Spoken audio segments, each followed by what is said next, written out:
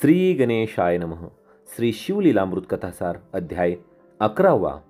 रुद्राक्ष धारण करण्याचे महात्म्य तसेच भद्रसेन, महानंदा, सुधर्मा, तारक यांचे आख्यान. श्री गणेशाय नमः.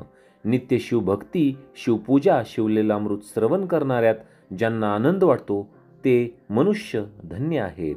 सूत म्हणतात, रुद्राक्ष भस्म धारण करणाऱ्याचे पुण्य अपार असते. 1000 रुद्राक्ष धारण करणारा शिवस्वरूप मानून इंद्र त्याला वंदन करतो.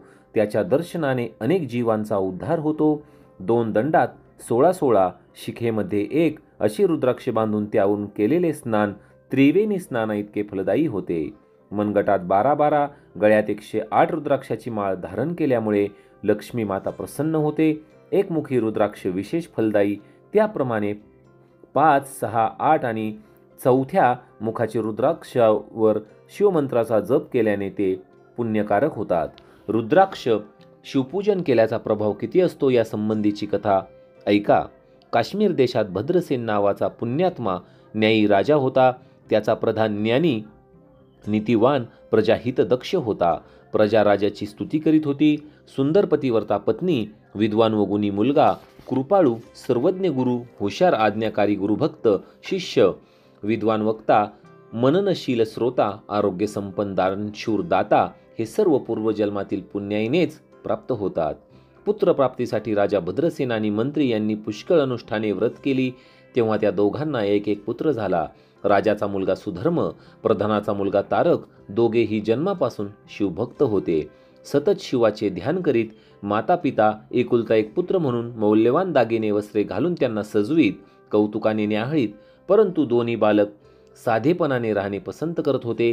ते अंगावरील दागिने, मौल्यवान वस्त्रे ब्राह्मणांना देऊन टाकीत आणि अंगाला भस्मलेपन करून रुद्राक्षाच्या माळा घालीत. शिवपूजा, शिवाचे ध्यान, शिवकीर्तन, भजन, शिवनामाचा जप यामध्येच ते रमून जात. हेच काम त्यांना शिवप्रिय वाटे. एकदा राजाच्या पुण्याईने पराशर ऋषी काही ऋषींना घेऊन राजाकडे आले. वसिष्ठाचे नातू पराशर ऋषी, त्यांचा पुत्र व्यास महर्षी, त्यांचा पुत्र शुकमुनी अशी तेजस्वी व ज्ञानी परंपरा होती. पराशर ऋषींनी पूर्वी राक्षस सत्र केले होते. भद्रसेन राजाचे पराशर ऋषी कुलगुरू होते. ऋषी मंडळी येताच दोन्ही हात जोडून राजा व प्रधान त्यांना सामोरे गेले. सर्वांचे यथोचित स्वागत करून कुशल विचारून विधीपूर्वक पूजन केले.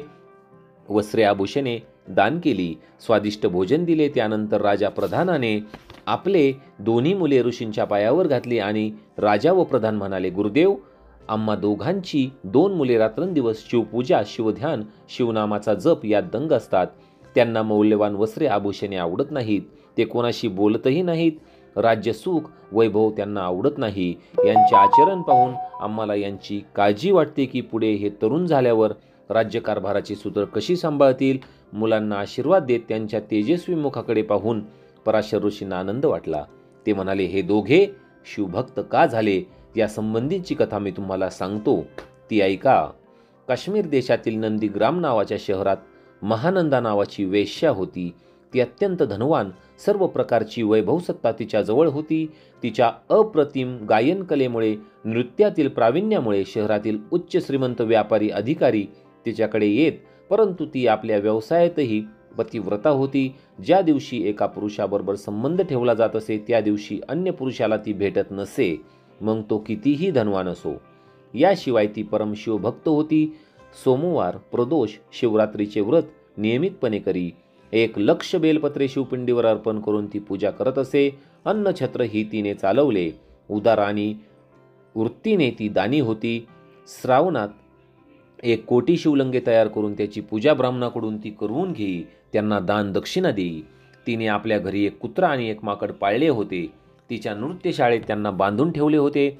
कौतुकाने त्यांच्या अंगाला ती भस्म लावी. त्यांच्या गळ्यात रुद्राक्षाच्या माळा घालीत असे. आपल्या प्रसन्नतेसाठी तिने त्यांनाही शिवभजनाच्या तालावर नाच करायला शिकवले. ती नाचू लागली की ते दोघेही नाचत असत. तेथेच शिवपूजा, शिवकीर्तन, गायन होत असे. महानंदेच्या संगतीने त्यांना शिवभक्ती घडत असे. नृत्यशाळेतच तिचे छोटेसे शिवमंदिर होते. एकदा तिची भक्ती परीक्षा करण्याकरता शिवाने व्यापाऱ्याचे रूप घेतले व ते महानंदेकडे आले. शिवाचे पुरुषी लावण्य रूप पाहून ती तन्मय झाली. त्यांचे स्वागत करून तिने त्यांना मंचकावर बसविले. त्यांच्या हातातले रत्नखडीत कंकण तिने पाहिले.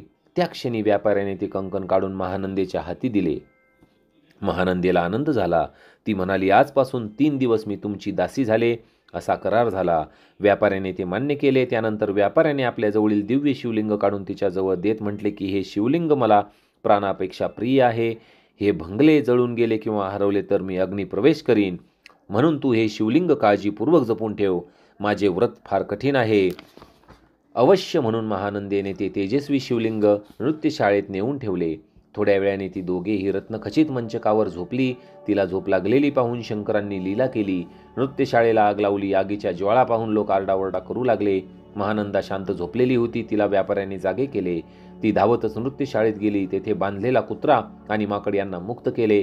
ते पळतच जंगलात निघून गेले आणि तेवढ्यात नृत्यशाळा भस्मसात झाली आणि अग्नी शांत झाला. तेव्हा व्यापाऱ्याने विचारले, महानंदे, माझे दिव्य शिवलिंग या आगीत जाळले की काय?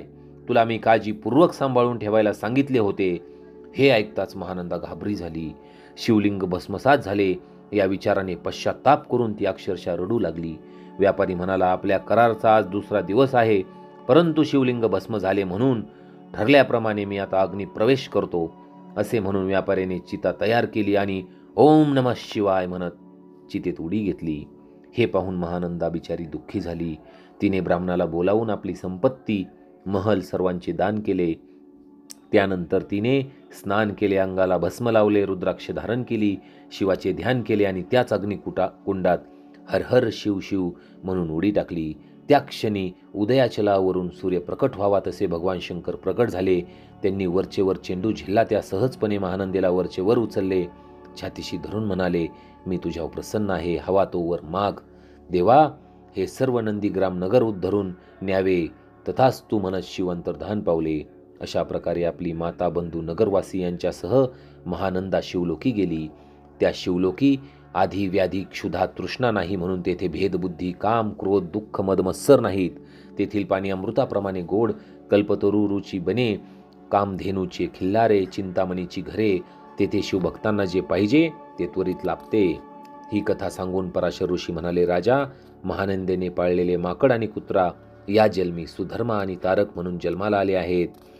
पूर्वजन्मीच्या शिवभक्तीच्या पुण्याईमुळे या जन्मी यांना मानवदेह अधिकाराप्रमाणे मिळाले. ते दोघे योग्य वेळ येताच त्यांच्या अधिकाराप्रमाणे उत्तम राज्यकारभार करतील. तुम्ही त्यांची चिंता करू नका. ते तुम्हाला शिवभक्तीची दीक्षा देतील. भद्रसेन राजाने प्रधान आपत्यासह पराशर ऋषींना साष्टांग नमस्कार केला. ते म्हणाले, आम्हाला सुपुत्राचा लाभ झाला. मी धन्य झालो. आता हे दोघे किती काळ राज्यकारभार करतील, यांचे आयुष्य किती आहे हे कृपया करून मला सांगावे. कारण ते दोघे नवसाचे एकुलते एक असल्याने आम्हाला प्राणप्रिय आहेत, म्हणून आपल्याला विनंती आहे. त्यावर पराशर म्हणाले, राजा, खरे सांगितले तर तुम्हाला दुःख होईल आणि खोटे बोलावे तर मला पाप लागेल. तेव्हा ऐक, तुझ्या मुलाला आज 12 वर्ष पूर्ण झाली आहेत. आजपासून 7व्या दिवशी तुझा मुलगा मृत्यू पावेन. हे ऐकताच राजा बेशुद्ध होऊन खाली पडला. सर्व जनता शोक करू लागली. अंतःपुरातील स्त्रिया रडू लागल्या. राजा शुद्धीवर येताच हाय हाय करून शोक करू लागला. तेव्हा पराशर ऋषींनी त्याला सावध करून धीर देत म्हटले, राजा, मी काय सांगतो ते ऐक. जेव्हा सर्व चराचर केवळ ब्रह्ममय होते तेव्हा अहम ब्रह्मम असे स्फुरण होऊन महत नावांचे तत्व मायेने उत्पन्न झाले आहे.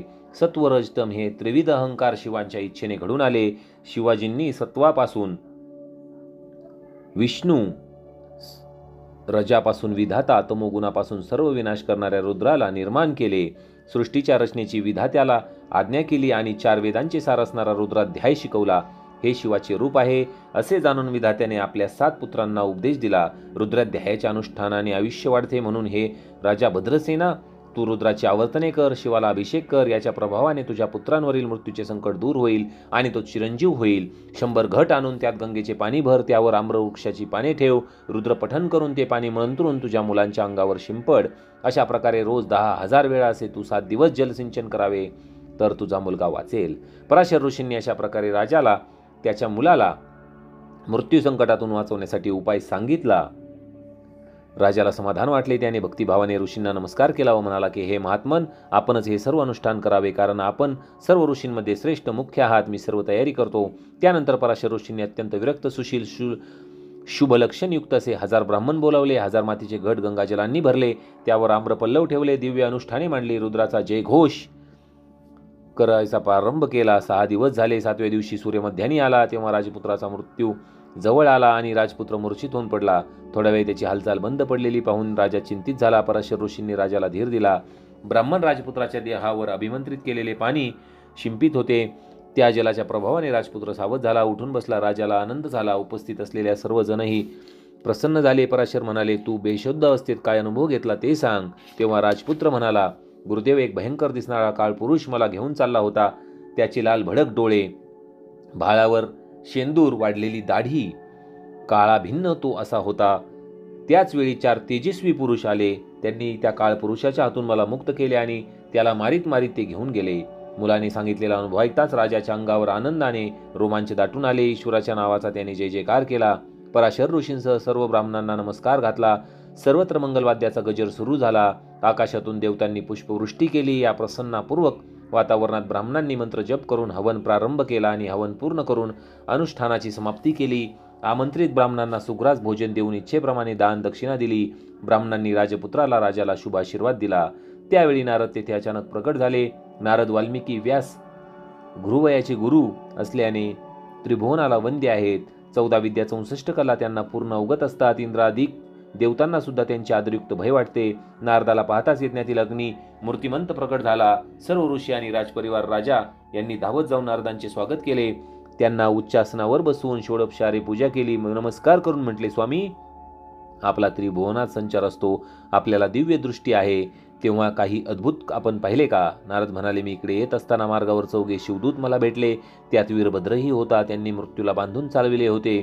वीरभद्र मृत्यूला विचारत होता, तू कोणाच्या आज्ञेने भद्रसेनाच्या मुलाला घेऊन चालला होता? त्याला 10,000 वर्ष आयुष्य आहे. राजा, तू रुद्रानुष्ठान केल्यामुळे तुझ्या मुलाचे मृत्यू संकट टळले. राजाने नारदाला नमस्कार केला. नारद अंतर्धान पावले. त्यानंतर राजाने रुद्राचे सहस्रावर्तन केले. आपल्या पुत्राला राज्यावर बसविले. तारकाला युवराज केले. राजा प्रधान तप करण्यास वनात निघून गेला. यथावकाश ते दोघे शिवपदास गेले. श्रोत्यो, या अध्यायाची फलश्रुती अशी आहे की हे भद्रसेन आख्यान वाचल्याने दीर्घायुष्य, संतती, संपत्ती, पुण्यप्राप्ती होईल.